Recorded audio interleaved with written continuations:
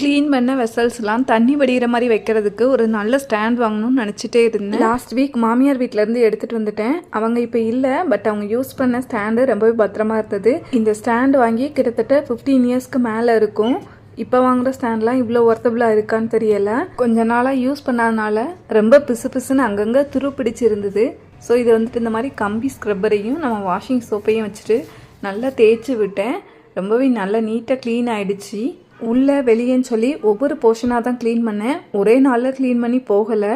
So first day கொஞ்சம் நல்லா scrub பண்ணி எடுத்து நெக்ஸ்ட் டே ஊறினதுக்கப்புறமா திருப்பி ஒரு தடவை இந்த மாதிரி நல்லா ஸ்க்ரப் பண்ணதுக்கப்புறம் தான் க்ளீன் ஆச்சு. இதை வேறு மெத்தட் ஏதாவது யூஸ் பண்ணி க்ளீன் பண்ணிக்கலாம்னு நினைக்கிறேன். ஏன்னா கை வந்து கொஞ்சம் ரொம்பவே டேமேஜ் ஆகிட்டு, பட் ஃபைனலாக முடிச்சதுக்கப்புறம் ரொம்ப சாட்டிஸ்ஃபைடாக இருந்தது. எப்பயுமே இந்த பழைய திங்ஸ் எல்லாம் ஆல்ட்ரு பண்ணி ரீயூஸ் பண்ணும்போது கிடைக்கிற ஹாப்பினஸ்ஸே தனி தான். இந்த ஆல்ட்ரேஷன்ஸ் ஒர்க்லாம் பார்க்கும்போது ஏதோ நாமளே மேக் பண்ண மாதிரி ஒரு ஃபீல் ஆகுது. எப்பயுமே ஓல்ட் இஸ் கோல்டு தான்.